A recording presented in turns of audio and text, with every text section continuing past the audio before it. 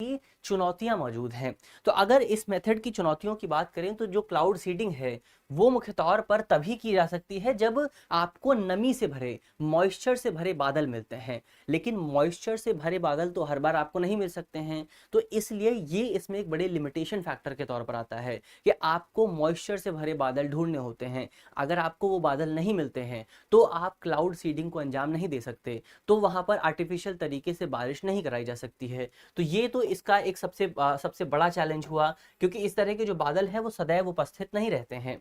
इसके अलावा इसका जो दूसरा बड़ा चैलेंज है वो मुख्य तौर पर पर्यावरण और हमारे स्वास्थ्य पर भी इसका कई बार नकारात्मक प्रभाव देखने को मिल जाता है। कैसे मिल जाता है? तो अगर इसके नकारात्मक प्रभाव की बात करें तो ये इससे होता क्या है, क्लाउड सीडिंग से हम करते क्या हैं? क्लाउड सीडिंग के माध्यम से जो हमारा प्राकृतिक जल चक्र है, जो नेचुरल वाटर साइकिल है, हम उसको इफेक्ट कर देते हैं, हम उसको प्रभावित कर देते हैं।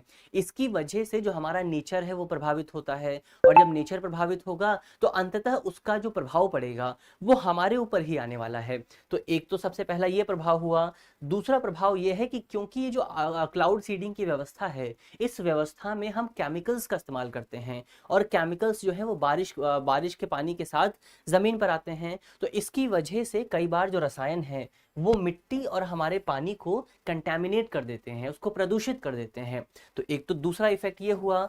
तीसरा इफेक्ट ये है कि इसकी वजह से हमें जो हमारी स्थानीय जलवायु है, जो लोकल क्लाइमेट है, उस पर भी इफेक्ट देखने को मिल सकता है। तो ये इसके चैलेंजेस की बात हुई, इसके